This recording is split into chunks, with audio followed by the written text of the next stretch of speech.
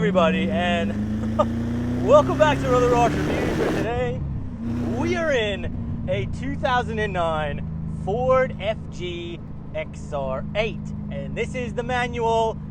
It's got the Boss 290, and these things are rare.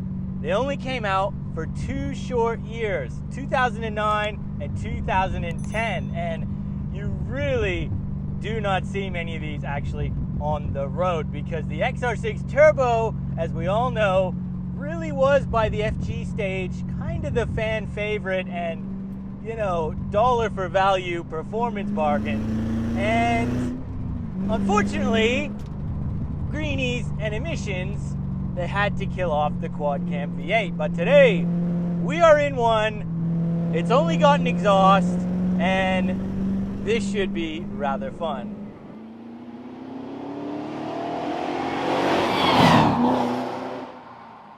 Now guys, the FG was first launched in 2008, and it was carried through up until 2014 when the FGX was released, the last ever Falcon. And weirdly though, this XR8 didn't get shown until 2009. So this is the first year the XR8 came out.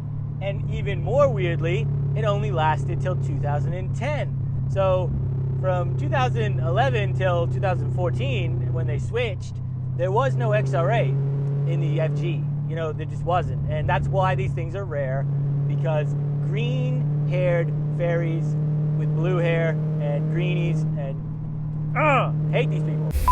Because the greenies, the blue-haired fairies people had to get their fanny in a twist and complain about the emissions. Oh, the emissions!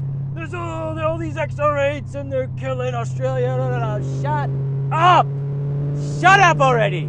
I cannot stand these people, and I swear to God, you're seriously gonna whinge about a couple of XR8s being made and not whinge about just all the other bullshit that happens in the world.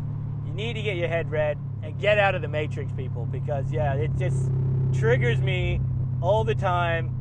Cars like this, they get killed off, and it's such a shame. It really is. Now, I actually don't know how many were ever made in this XR8. I couldn't find that fact, but it's significantly less than the XR6 turbos. And yeah, especially in manual, it'll be even more rare. So if one of you guys can leave a comment down below with like production numbers of maybe XR8s and XR8s in manual for the FG, that would be pretty cool to find out, because I don't know.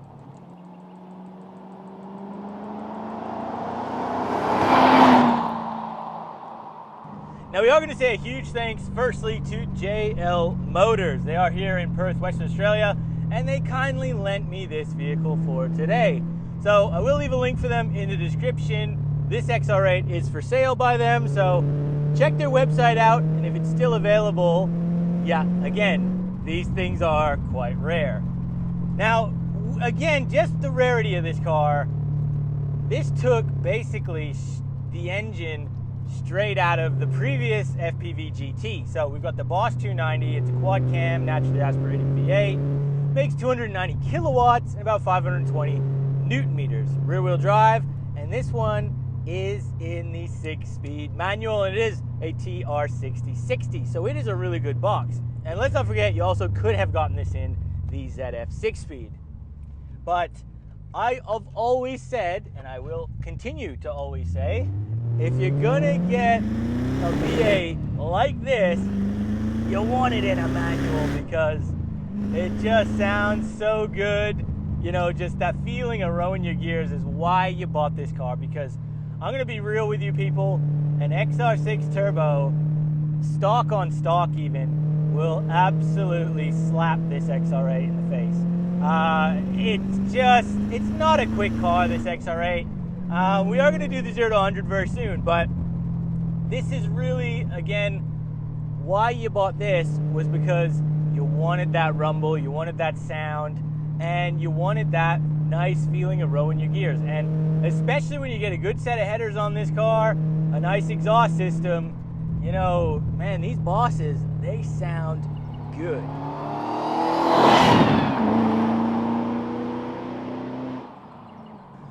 Now, let's just go ahead and talk about price here, because if you're going to buy one of these brand new back in 2009, the XR8 was gonna cost you about 49 grand. And look, on the used market, depending on what you're buying, you might actually not be far off that either, because I had a look on car sales and the average going rate is somewhere between $25,000 and like 40K. So yeah, you know, these things have really jumped up in the last couple of years, and I think especially with the rarity of this one and just the fact that, you know, hardly any other manufacturers are doing V8 engines, this was, you know, kind of one of the last ones you were going to buy for, you know, this kind of money especially. Now, if you did splurge on the XR6 Turbo or the XR8, you did get a couple of factory upgrades, and that includes some 18-inch alloy wheels, which I do believe are the original ones on this particular car. They look pretty good. Again, 245s at the back, not enough in first gear, but they look all right. You also were going to get an LSD from factory, which is good. You want to have that, and you did get upgraded front brakes. So they still could probably use with upgrading, but they were better than what the regular XR6 was going to get. And for obvious reasons, especially with a heavy front end like this has, you need to be able to stop.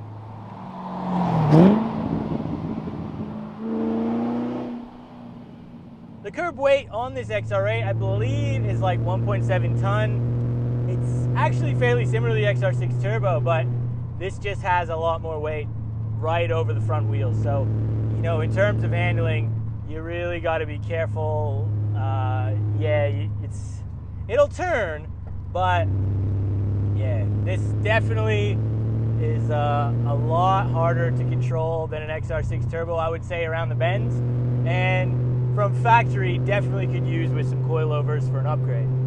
It really is a shame that Ford never got to give the XR8, at least in the FG, a Mark II update, because, you know, the Mark II update, it was pretty massive. You know, these early FGs, they are super basic in here, you know, just really cheapy plastic, infotainment system, you can't even really call it one.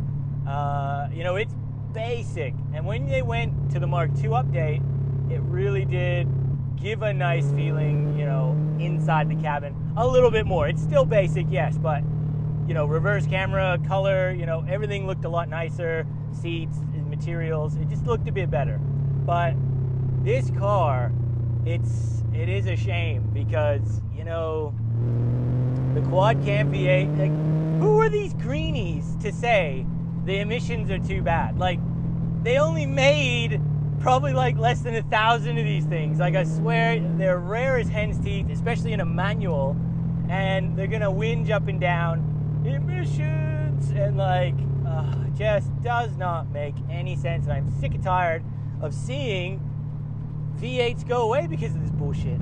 You know, like, it's absolute trash. And yeah, Matrix, wake up, people. This is yeah, it's not happening. And ain't nothing wrong with a good old V8, I tell you what. We're just coming into a real tight hairpin. Let's give it a little bit of beans. Get into the second. Yeah, see, you gotta, all that weight up front, it just struggles. Oh, you can feel it.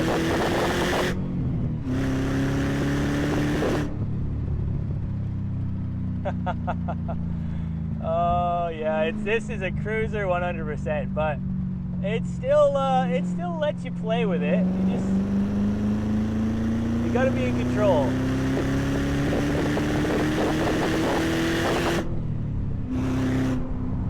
Yeah, see, it's not a rapid acceleration, but it is a good one. I'll tell you what, you know, yeah, the steering is a bit too doughy. We definitely need some coilovers, but yeah, it's got a decent rumble to it, you know, it really does, that boss. Quad cam V8. I used to own a Series 2 BA XR8 Ute, and I had a 6-speed manual as well. It wasn't the TR6060 though, but I absolutely love that vehicle.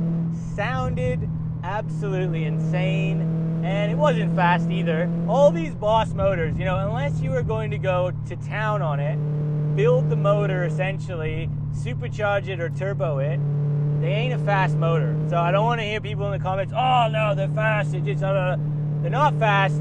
Get over it. It sounds good, it's fun to road gears, that's why you buy it. You do not buy this thing for speed. Again, unless you are gonna dump like 25, 35, 40 grand into it to make it a proper beast, which you can, but you gotta have deep pockets. I have actually been in a couple of supercharged Boss V8, so if you guys want to see one of those videos, I'll leave a link for it right here. You click the pop-up banner, and yeah, they do go hard when you spend the money. Now, if you guys are enjoying this type of content, please make sure you hit the like button, guys. Consider subscribing because it really does help me out. Find new dealerships, find new people who have these rare, awesome Aussie cars, just fun performance cars in general to take out, review for you guys, share the passion, and have a bit of fun in, because even this thing, you know, it's not a rocket, but it gives me the smiles. It definitely does.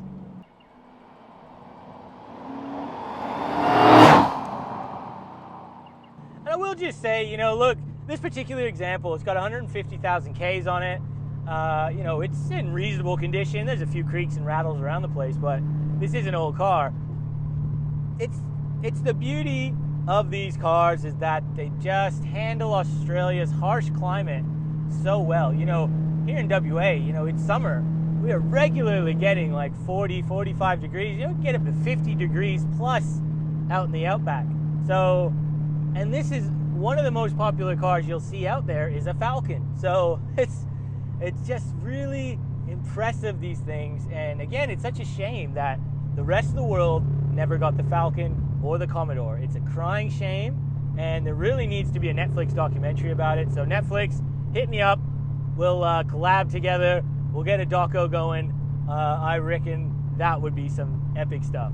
Alrighty, people, we are going to attempt the 0 to 100 here. And look, again, it's a manual. I'm not going to expect a crazy time. I actually don't know what these are claimed at, but yeah, I would be saying we'd be, if we're in the 6s, I think we'd be doing well. So I'm going to turn traction control off, reset the draggy, turn the AC off, and here we go.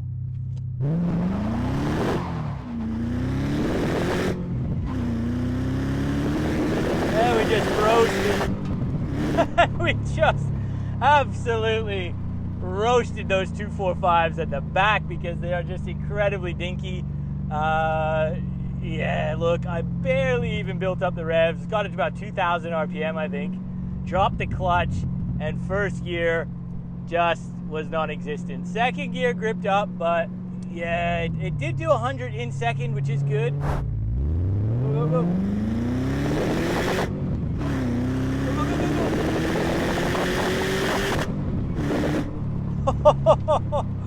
And I think that was slightly better, but again, due to the 245s at the rear, you just really cannot build the revs up at all in first because it just absolutely fries the 245s at the back with, surprisingly, I'm surprised actually how easy it is to fry the tires in this thing. It's, yeah, but let's have a look.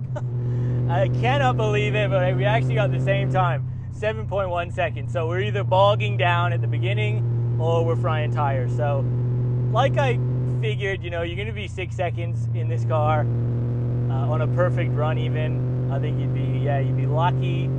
It's mainly due to tires, you know. If you put a decent set of rubber back there, widen the tires on it, you'd probably, you'd do better times. But yeah, just on a back road today, it's like 7 seconds.